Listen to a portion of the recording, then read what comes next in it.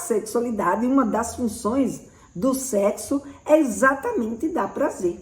E o que é prazer? Né?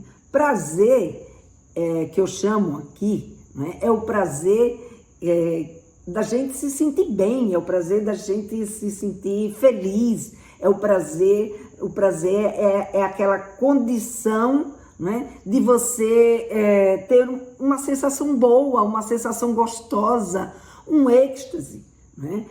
É uma sensação que a gente não esquece. Tudo aquilo que nos dá prazer, a gente tem uma tendência a repetir. Por quê? Porque é uma sensação muito boa, é uma gratificação, né? O prazer, ele é um dos sentimentos que a gente tem que é muito poderoso, tão poderoso que ele chega a ser um dos 3 elementos pelos quais a gente tem motivação na vida.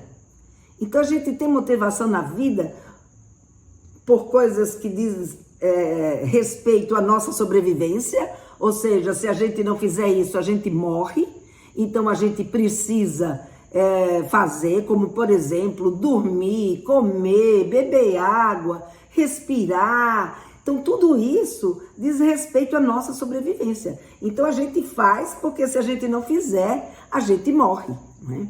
Mas tem uma coisa interessante. O sexo, ele também faz parte desses elementos da nossa sobrevivência, né? Então o que acontece? O sexo, se eu não fizer sexo, eu morro? A gente não morre por não fazer sexo. Mas o sexo é uma função vital. Sexo é uma das nossas funções vitais. Por isso que ela está ligada à sobrevivência. Se todos os seres humanos parassem de fazer sexo, o que iria acontecer? A nossa espécie morreria. Então, o que a gente pode ver? Que o sexo, ele é uma condição de prazer nossa, que foi criada, né, pela nossa natureza, para que a gente pudesse fazer sexo e a humanidade poder se perpetuar. Então, o sexo, ele, como uma condição vital da espécie humana, ele é algo como todas as outras nossas funções que a gente não pode deixar de fazer, senão a gente morre. Também quando a gente faz, dá um prazer imenso. Portanto, quando o estímulo do sexo bate na gente, a gente vai responder a esse estímulo, porque esse estímulo, a gente está condicionado a ele a dar uma resposta para resolver essa nossa necessidade. A segunda motivação que a gente tem para fazer as coisas é o prazer.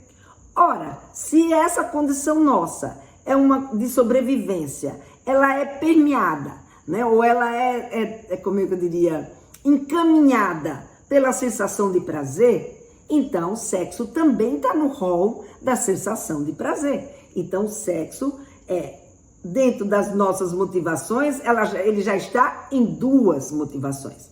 Então a terceira motivação a terceira motivação que os seres humanos têm para fazer alguma coisa é então a motivação intelectual, que é aquela motivação que a gente toma consciência das coisas e por entender que aquilo vale a pena para a nossa vida, a gente então ou segura ou não segura aquela vontade que a gente tem de realizar um prazer ou de realizar alguma necessidade nossa.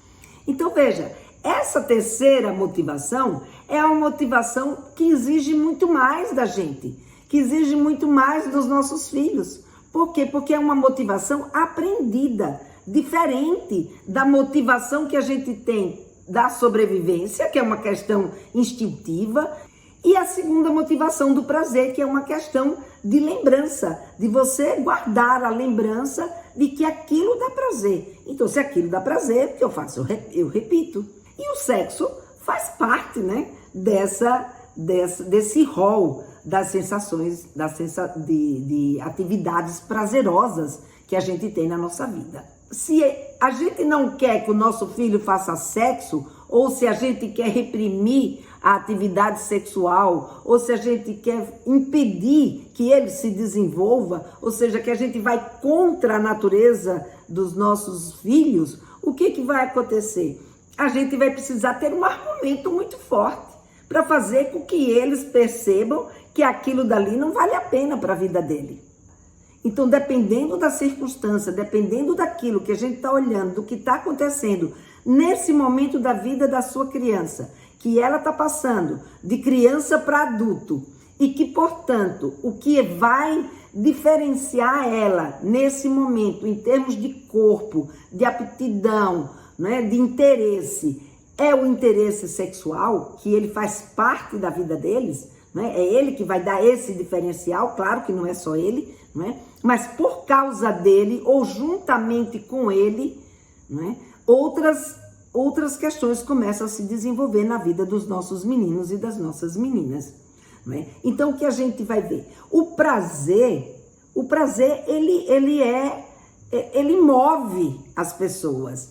E, de repente, a gente querer bloquear o prazer dos nossos filhos é algo que talvez não seja, talvez não, né? Com certeza não é a melhor conduta. Simplesmente a gente querer bloquear por bloquear.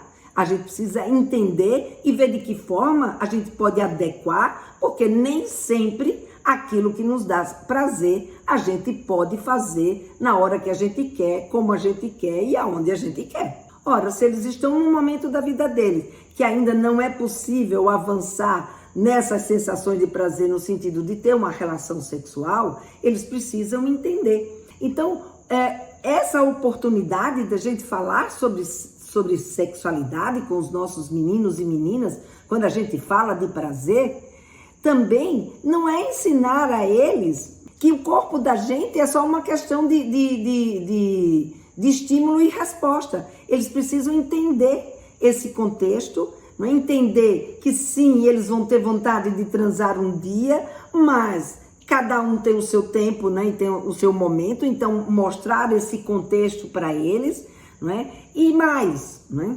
Nesse momento da puberdade, a gente ainda não precisa ensinar mesmo a transar. Pode ser que mais adiante, lá pelos 14, 15, eles precisem que a gente converse de fato sobre isso, não é? E mais um pouquinho, né, que a gente precisa ter consciência é que a gente não tem controle sobre as sensações dos nossos meninos e das nossas meninas. Quando a gente fala de que sexualidade é prazer, né, o que eu quero dizer aqui é a gente procurar fazer esse diálogo mesmo, é a gente procurar fazer essa conversa e ajudá-los a entender que é natural sentir prazer, mas a gente precisa adequar os nossos desejos às nossas condições. Afinal de contas, nós vivemos numa sociedade e pelo fato de a gente viver numa sociedade, essa sociedade tem normas, tem regras. Ele vive na sua casa, a sua casa tem normas, tem regras, tem uma ética de convivência. E é essa ética de convivência que é a grande oportunidade da gente conversar, da gente trazer o tema e, ao mesmo tempo, adequar as circunstâncias e as condições em que a gente está vivendo.